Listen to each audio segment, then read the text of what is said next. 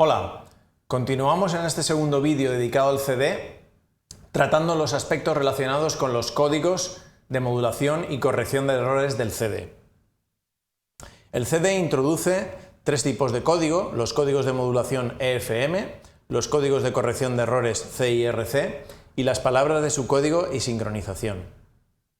Estos aspectos son fundamentales para que el CD exista tal como lo conocemos. Gracias a ellos, un CD se puede fabricar con muy bajo coste y se puede leer prácticamente sin ningún error. Además, hace que el CD sea resistente a rayaduras y otros aspectos relacionados con abrasiones en su superficie, porque todo este sistema de sincronización y corrección va a permitir saltarse esos errores mediante los métodos de corrección, ¿no? Además, los datos del CD se formatean en tramas, donde una trama es la sección reconocible más pequeña de un CD, es la sección más pequeña que podemos leer. Además, esta trama proporciona un medio para diferenciar los datos de paridad de las palabras de sincronización, subcódigo, etcétera, etcétera, como veremos después. Vemos aquí la estructura de la trama del CD. La trama del CD tiene unos 24 bits de sincronización al principio, que sirven para sincronizar la lectura del resto, un subcódigo de 8 bits y ya a continuación vienen los datos útiles de audio. Aquí están las muestras, que son 96 bits. Posteriormente vienen 32 bits de corrección de errores, de la primera capa de corrección, 96 bits y una segunda capa de corrección con otros 32 bits. Por lo tanto, esta trama tiene 288 bits, de los cuales 192 es sonido útil, son muestras de sonido.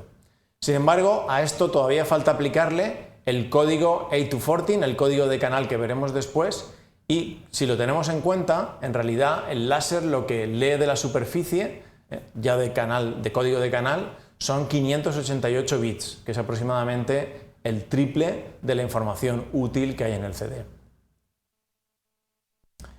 ¿Qué es el código 8-14 EFM? Es el código que se emplea para la sincronización y lectura del láser.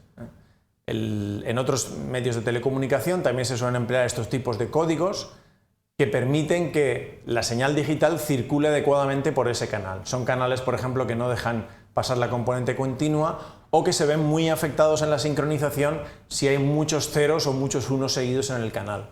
Este código lo que hace es convertir grupos de 8 bits, o sea, un byte, en un código de 14 bits, que tiene una serie de propiedades que hacen que no haya muchos ceros o muchos unos seguidos. Con estas propiedades existen de los 14 bits, de las palabras de 14 bits, solo 267 que lo satisfacen, de las cuales se eligen 256 en una tabla, se desechan otras 11 y se hace la asignación de 8 bits a 14, código 8-14. Entonces, todos los lectores y grabadores de CD tienen esta tabla en memoria y cuando llega un código de 14, automáticamente lo convierten a 8 y viceversa, ¿no? Este código permite que el láser esté siempre sincronizado y que esté siempre enfocado. Esto es muy importante porque los pitching o los lands, todos los agujeritos que hemos visto en la superficie del CD, son muy pequeños y cualquier variación en el CD porque se dobla del calor, por problemas mecánicos, podría hacer que se leyera mal. Entonces, esto asegura que el láser siempre esté enfocado y siempre esté sincronizado, ¿no? Bien, entonces lo que se hace es que los grupos de 8 bits se transforman en 14, como vemos aquí hay 8, se va a la tabla, 14, otros 8, 14. Y entre medias de cada grupo de 8 se sitúan otros 3 bits más que se llaman bits de fusión, que lo que hacen es que no haya tramas de muchos ceros o muchos unos seguidos por unión de 2 de 14, ¿no? Es una cuestión adicional. Entonces, aquí vemos cómo esta trama, una vez pasada al FM, se transforma en NRZ, a su vez este NRZ se transforma en NRZ incremental y después ya esta forma de onda es la que se transforma en pits y en lands. Esto es un pit, es decir, un orificio en la superficie del CD, y esto es un land, que es una zona que no tiene orificio, donde el láser se refleja perfectamente. Entonces vemos cómo quedan los orificios en la superficie. Este código además asegura que no existan pits y lands menores de 3T. Si T es el periodo de muestreo de la señal digital, los lands y pits van todos entre 3T y 11T. Hay 9 posibles. O sea que el láser en realidad lo que hace es identificar la longitud de un pit.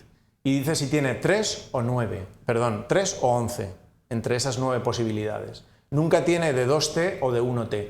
Eso evita que pequeñas motas de polvo o imperfecciones sean confundidas con un PIT, porque al menos han de tener 3T.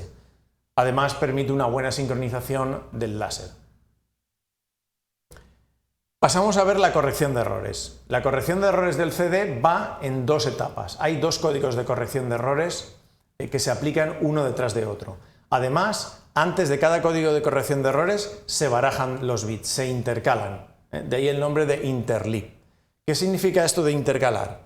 Pues imaginemos una palabra aquí de 10 bits y otra de 10 bits y otra de 10 bits. ¿De acuerdo? Imaginemos que las intercalamos. Cogemos una de la primera, una de la segunda y una de la tercera. Una de la primera, otra de la segunda, otra de la tercera. Y enviamos esto, entrelazado o intercalado.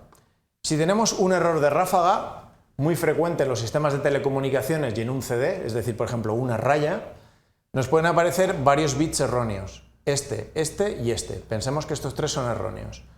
Cuando lleguemos a la lectura y los desentrelacemos, nos quedará solamente un error en cada palabra, en vez de 3 errores seguidos. ¿Qué ventajas tiene esto en los códigos de corrección de errores?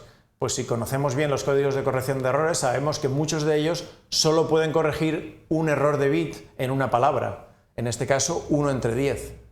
Pero no hubieran podido corregir si hubiéramos tenido 2 seguidos. Con eso lo que hacemos es, digamos, repartir los errores de ráfaga entre diferentes palabras de tal manera que podamos corregir todos los errores, aunque vengan seguidos, porque se van a distribuir en diferentes palabras. ¿De acuerdo? Pues esto es lo que hace el CIRC. Distribuye los errores en distintas palabras, barajando o entrelazando las señales una vez aplicándole una corrección de errores, y a su vez eso lo vuelve a barajar y le vuelve a aplicar un segundo código de corrección de errores. Con eso nos permite que podamos corregir errores de ráfaga de incluso de 3874 bits de largo, totalmente seguidos esos bits erróneos. Esos son aproximadamente 2,5 milímetros en la superficie de un CD, en la pista.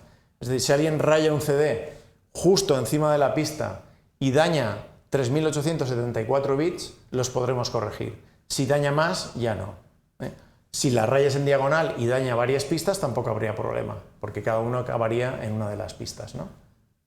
Gracias a eso, un CD que cuando se fabrica antes de los códigos de corrección de errores tiene un error entre 1 millón o 1 entre 100.000, entre 1 entre 100.000 y 1 millón, que es mucho, se convierte, gracias a los códigos de corrección, en 1 entre 10 elevado a la menos 10 o menos 11.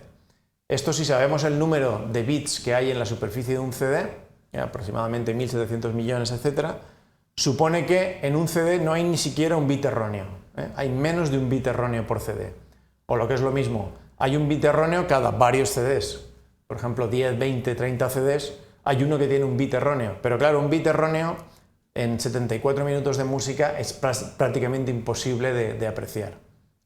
Gracias a esto, gracias a este sistema, se pueden fabricar CDs de bajo coste, con un lector láser de bajo coste, con un proceso de impresión del CD de bajo coste, que produce bastantes errores en la fabricación, pero que son corregidos en la lectura gracias al código de corrección.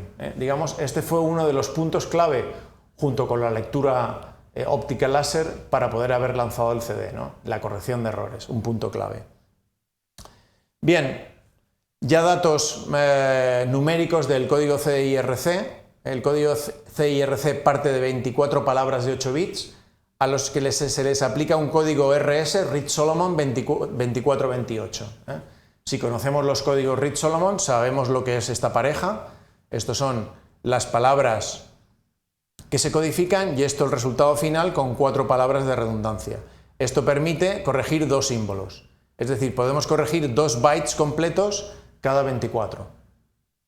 Si esto lo entrelazamos en 109 tramas, pues aumentamos esa capacidad de corrección de error de ráfaga y después se les aplica un código 3228, es decir, ahora ya tenemos 28 palabras, las 24 iniciales más las 4 de redundancia y pasamos a un código 3228 y volvemos a entrelazar entre 109 tramas. Eso nos permite corregir lo que hemos comentado anteriormente, de errores de pista de más de 2 milímetros. El código 2824 es el C2 y el 3228 es el C1. Aquí en la diapositiva tenéis algunos datos más sobre los mismos que os podéis leer con tranquilidad. Existen otros formatos que se derivaron del CD, que no son necesariamente musicales, sino que se emplean, por ejemplo, en vídeo o en formatos interactivos, y por supuesto los formatos grabables y regrabables. Aquí tenéis una cronología anual de cuándo fueron apareciendo, y en esta transparencia tenéis enlaces por si queréis ampliar la información tanto del CD como de los formatos adicionales que surgieron del CD y que ya no forman parte pues, de esta asignatura. Pues muchas gracias por vuestra atención.